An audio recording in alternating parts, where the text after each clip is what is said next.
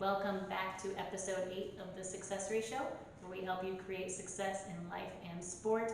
And I'm just here to brag about how I paid off all my credit card debt today. That's a big accomplishment, especially in your 20s. And credit card debt is the worst kind of debt you can have because it ends up being somewhere between like 17 and 24% for a lot of people. And the compounding means you pay 1.5 times the amount of what the item actually costs if you paid just the minimum every month, which is insane. So I was actually listening to something this morning to talk about that. If you bought something for $1,000 and paid the minimum of like $32 every month, it would take you over 5 years, and you would spend additional on top of the original 1,000, almost $1,500 for the item. I was like, wow, it's wild that people do that. But yeah, congratulations. Thank you. Yeah, I posted this on my story already, but when I first moved to Florida, which was a year ago, I had amassed quite a bit of credit card debt from 2 moves, essentially. Like, I amassed quite a bit from moving from North Carolina back to Chicago, and didn't really get a chance to pay off much there. And then I decided to move to Florida a year after living in Chicago. I think it was about a year, maybe a year and a half, and amassed more credit card debt in that move because that move was an absolute disaster. It was a nightmare. That's totally different topic, but that was a nightmare. So I amassed quite a bit of credit card debt from moving state to state, because we all know that's not cheap, and especially like renting a U-Haul and all that stuff, and like deposits on apartments and whatnot.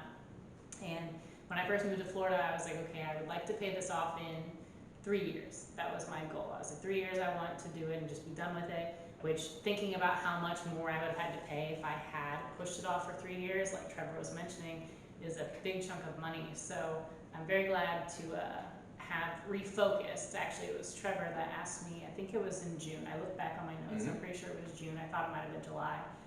But looked back at my notes, and he was like, I want you to write down your goals for 1 year, 5 years, and 10 years from now. And on my 1 year, I was like, well, I'm going to put down that I want to pay off all my credit card debt. Among all my other ones, I want to pay off all of that. And I was like, a year would be really, really nice. Like, I remember writing it, and I was like, man, that would be great if I could do that in a year. And it's October, so I did it 8 months in advance than what I originally wanted to, which is super cool. So you mean to tell me you prioritize the goal and actually accomplish it faster by prioritizing that's it? crazy. That's stuff. wild. That's crazy. Stuff. That's never happened in the history of ever. No, when you prioritize things, they never actually happen. But the point of me kind of sharing that little tidbit is that the topic for today is be your own biggest fan. So I am praising myself for setting a goal and accomplishing that goal ahead of schedule because, like Trevor mentioned, I prioritized. But a lot of people, myself included, I am also very guilty of not being the biggest fan of myself and not talking to myself or believing in myself and the capabilities that I have as strongly as I should. And this is going to be kind of a little bit of, I guess, a wake-up call for a lot of people. What we're going to talk about is that how you talk to yourself and how you think about yourself and how you believe in yourself dictates a lot of how you respond to situations and how you go about achieving goals. Absolutely. A lot of people tend to, without realizing it, belittle themselves instead of believing in themselves. And I remember when I approached you about those goals, you wrote them down, and I said you didn't have to share them with me, but make sure you actually have them written down for 1 year, 5 years, and 10 years. And we had a discussion. I said, okay, look at your 10-year goals and say, where do you have to be in 5 years to achieve those? Like, so you should be halfway. That's the goal. And I said, look at your 5-year goals and where do you have to be within the first year to achieve those goals? And I said, then the crazy thing is, look at it and challenge yourself in a way that what could you do to expedite the process that you could achieve them in half the time? And you did that with the first major goal, which was getting out of debt. You literally achieved it in less than half the time, and making that your first priority when your checks came in every month. What are you actually spending money on, and what could you not be spending money on so you can get rid of the debt because of the compounding interest of that, which will cost you more in the long run. You made that the priority to get rid of that. It only actually took 4 months. It depends on the level of debt somebody's in, but it has a snowball effect either up or down. And you made sure that you established goals, set a plan, and then said, you know what, I can expedite this plan if I do X, Y, and Z, and you did. So that was really cool, and that comes from belief. Most people feel overwhelmed by their goals, and they don't create a plan, so it sounds a little bit more like a wish. If you have a goal and you don't have a plan and you're not taking action to plan, you have a wish. And that's why it's really important to be your own biggest fan, because what do fans want? They want to support you. They want to make sure you're achieving something. They want to see the best of you. So if you are your own biggest fan, you're going to want to see the best of you, and you know your own capabilities. Yeah. One of my favorite things that I read. I don't know where it came from. I honestly don't. Yeah, I but wrote it. yeah, absolutely, Yeah, I wrote because it. you Me. wrote everything that's really I agree. one of the things that I've read or that I've said that I think is really, really important is if you don't believe in yourself, why would anyone else? Belief starts from yourself, yeah. Yeah. And somewhere along social media and blah, blah, blah, all that stuff, somewhere like self-deprecating humor got really, really popular. Like you weren't funny unless you were putting yourself down. And like, I think we all laugh and we all are like, oh, whatever, hilarious. But it's really like the way that you talk to yourself is what you end up believing about yourself. And depending on the people that you've had in your life in the past, or depending on the people that you have in your life currently, there is a lot of unlearning to be done when it comes to believing in yourself. Trevor and I talked about this last night, where I have had a lot of trouble in my life kind of believing in myself, because majority of the people that I used to keep around did not believe in me. So whether that was, belittling my accomplishments, or telling me that it wasn't good enough, or kind of comparing me to a more ideal standard, those are things that I had ingrained in my head, and I was conditioned to think those things about myself. So trying to unlearn all of that past trauma, I guess you could say, has been a really, really, really hard thing for me to do. Like Trevor and I were joking how we're both really big fans of ourselves. Mm-hmm. Like I'm a very big Trevor fan, and Trevor's a very big Riley fan. You're right. But I am a bigger Trevor fan than I am a Riley fan. So I am a bigger fan of him than I am of myself. And like that in itself isn't super, super healthy for me. Obviously, I want to be a big fan of him and everything that he does, but I also need to bring that same type of enthusiasm to myself and my goals and everything. You nailed it there. You have to have some self-enthusiasm instead of self-deprecating. And you talk about it in a way that's what we do. We make fun of ourselves. We're tongue-in-cheek. But your self-talk can be helpful or it can be hateful. Yeah. And so a great example that I didn't mean to cut you off. I'm sorry, but it popped something in my mind that triggered it. I saw some lifters who, and I've seen this behavior before, who are in major meets, and in their post-meet recap, they may not have had a great meet, but they're like, I didn't belong there, and I'm gonna have to work harder to prove that I belong there. It's like, you qualified, you actually do belong there. Being reflective on what maybe you could have done better in prep or on meet day is helpful. Saying that you don't belong there is hateful, literally to yourself, because if you hit the qualifier, you do belong there. Are you the best one there? Not yet. Notice I said yet, not at all, but not yet. You can always be better. You can always do something better. But if you are talking yourself down as if you don't even belong there, that's going to be your belief system. You don't belong there. And what's going to happen is your performance is going to reflect that, and you will no longer belong there because that's your belief system.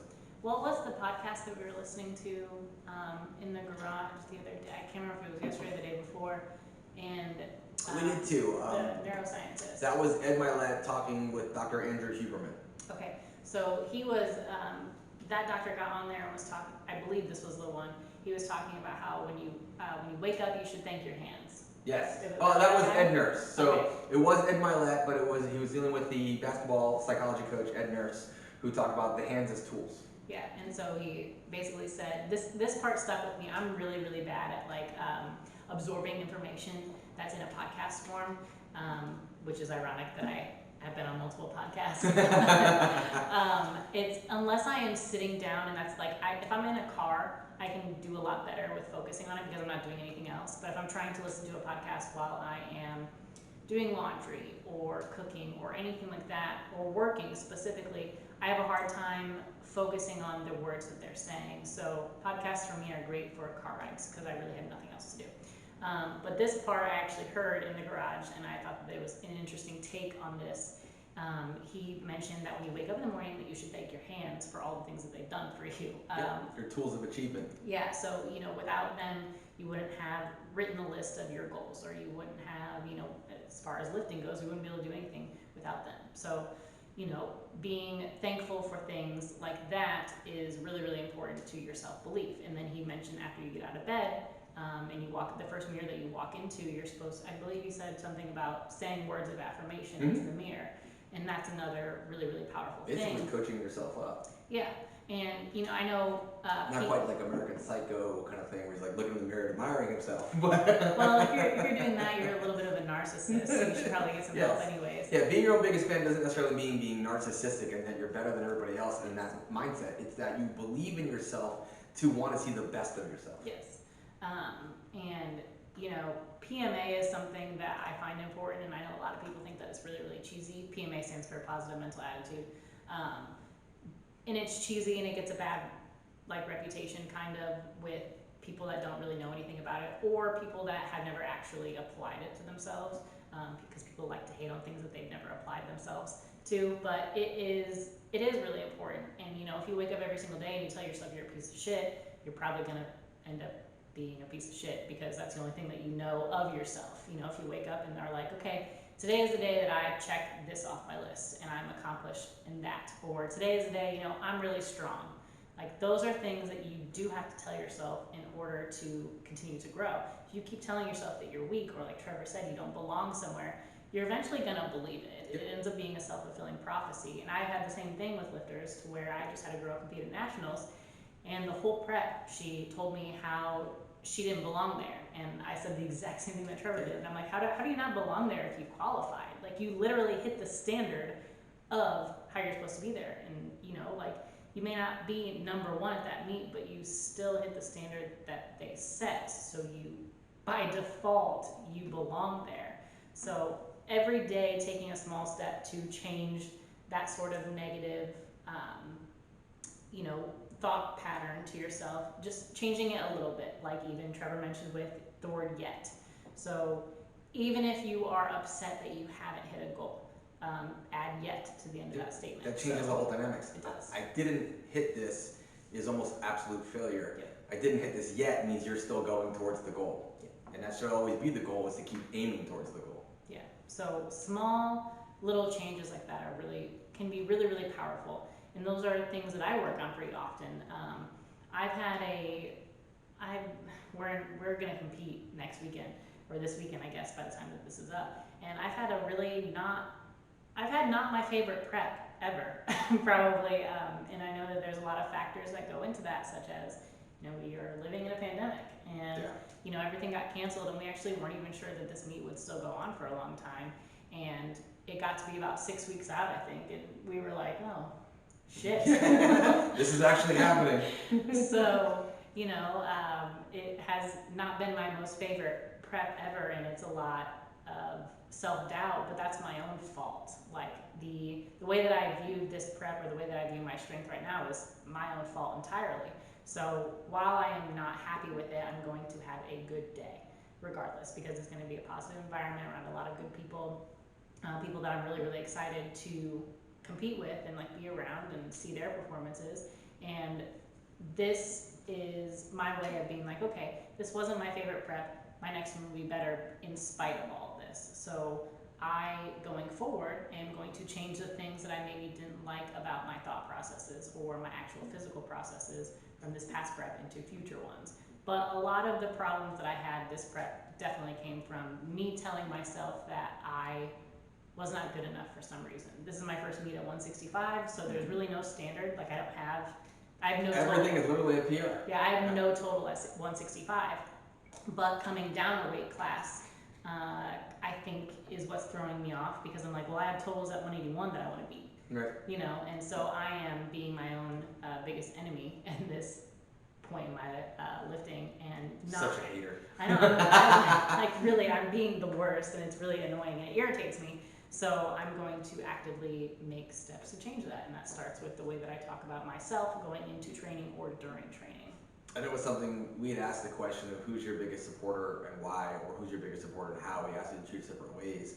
And it's something that goes along with being your own biggest fan, is also having the right support group around you who can encourage you, boost you, talk you out of the negative mindsets that all pop up. We all have. We cannot control our thoughts.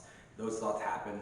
We can change our reaction to them, or we can actually introduce new thoughts from them. Because we're listening to Dr. Huber and talk about that. You're not in control if you have a negative thought. Mm-hmm. That's not something you can control. But once you recognize you're having a negative thought, you can think of more positive things or visualize different reactions, which can get you out of that negative mindset, which is really interesting. He's like, you have the ability to change your reaction, not your initial thought. And so that deals with your support group. So knowing who your support group is really important. And I say knowing who because a lot of times we assume that maybe our friends are our support group and sometimes they're not. You know, one of the most common answers actually every answer I got, because only males answered mine, was their wife, which is really, really cool that they recognize the value of their relationship and their wife wants to see the best from them, and they couldn't achieve these things without them. And that's really important to recognize that that is their support group. But it's also important to recognize that you are not just doing this for you sometimes when you have a personal goal. You're doing this for them as well because they are also your fan and also supporting you. So you owe it to not just yourself to give your best and try, but you also owe it to them to not quit on your goal and to not backtrack and not do things. So, but it starts within you. And then it's understanding who your circle of competence is, of these people who would support you. And these are the people who will encourage you. A lot of times it's the spouses who will make sure you have everything you need before you go off to train, to the gym, or make sure things are done for you so you don't have to, so you can have less stress or recovery or whatever, and vice versa, helping each other out. So it's just really, really interesting that a lot of guys recognize that, and maybe they don't tell their wives, but they told me. They at least told me how important their wives are to their success. And that could be in gym or in life. One of the people who entered is a very successful businessman, and he's like, I wouldn't be able to handle all the tasks I do without my wife helping me in every aspect. So that's very important as well. Yeah, I got a few of those answers where they were spouse related. Like I got my husband, my girlfriend, my spouse, my husband. I've gotten one that's their coach, which I'm their coach, so that makes me happy, and their friends. One answer was actually my planner, which was more of an accountability thing. But that's really, really awesome. My planner, their actual physical calendar and structure, because that takes it back to the very beginning of the conversation, that if you don't have goals and you don't have an action plan, you're actually achieving nothing. This is a show about achievement, whether it's life or sport. So I believe it was from Genesis, right? Yeah. She literally will write out her plans and actions and steps for the day to make sure they get done. She just competed yesterday. She killed it. 8 for 9 day, 303 squat, 402 deadlift. I believe bench was 198. That was the only thing she missed was her third bench. So that was like an 83-pound total increase in the middle of the pandemic and COVID. Where at one point her training was literally just a barbell rack and pull-ups and push-ups because that's all we had access to in a basement. So it just goes to show you she had a plan and she followed the plan, and the plan achieved the goal. Yeah, I thought that was an interesting answer because I always find the answers that are vastly different than everyone else's really interesting. So her perspective of she basically answered the question that she is her own biggest fan, because she is the one who is making the notes and writing the goals and everything, and holding herself accountable to those by writing them in her planner. So she actually was the winner of the answer. It was the most honest, legit answer of being your own biggest fan or who's your supporter. She understands that it starts within her, that if she's not doing it, no one can do it for you.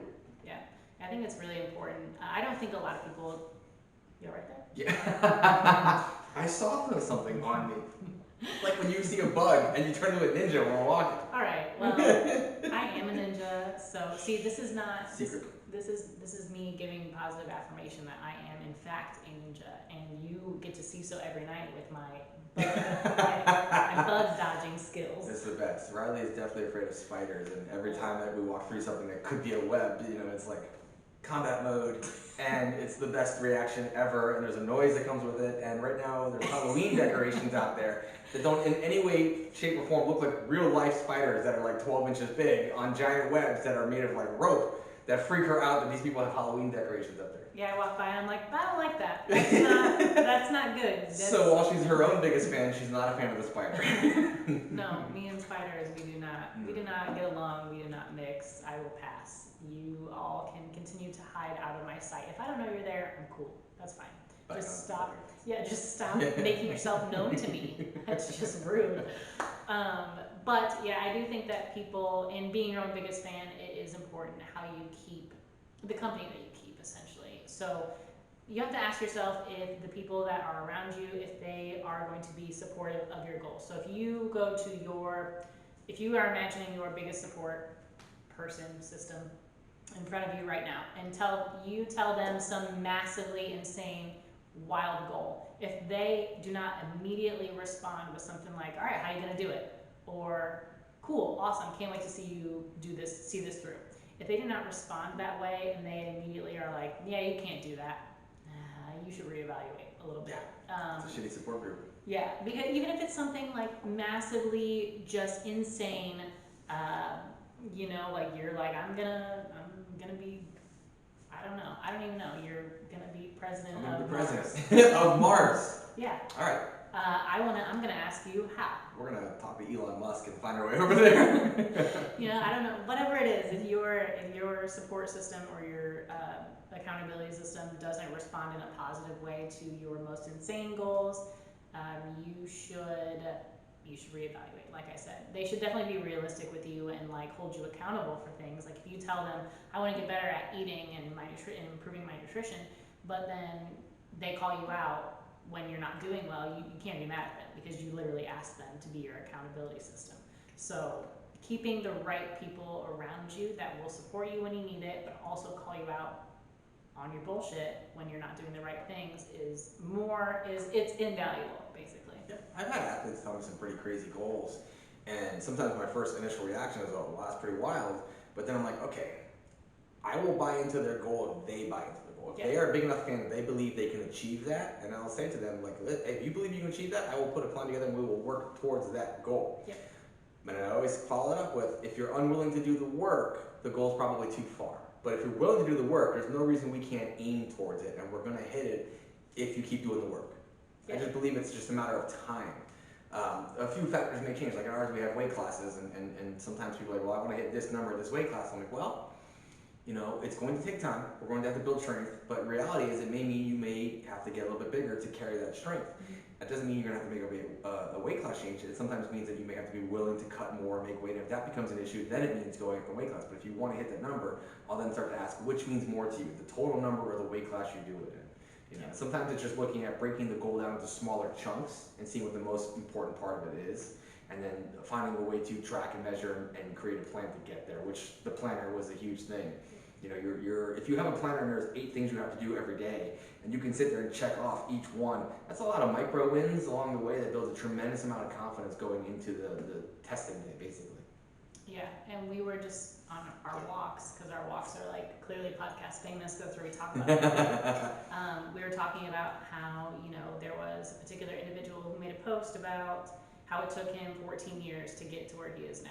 But the goal never changed. Yeah, it took him 14 years to get that far, and he worked hard at it every single year, and he finally got what he wanted after 14 years. And I think that is important to show that sometimes the goal isn't going to be achieved in 3 or 4 months, or even 3 or 4 years. And then if you really, really want the goal, sometimes it might take 10, 15, 20 years to get that thing. The more outrageous, the bigger the goal, the longer you're going to have to plan and stick to and adhere to that plan.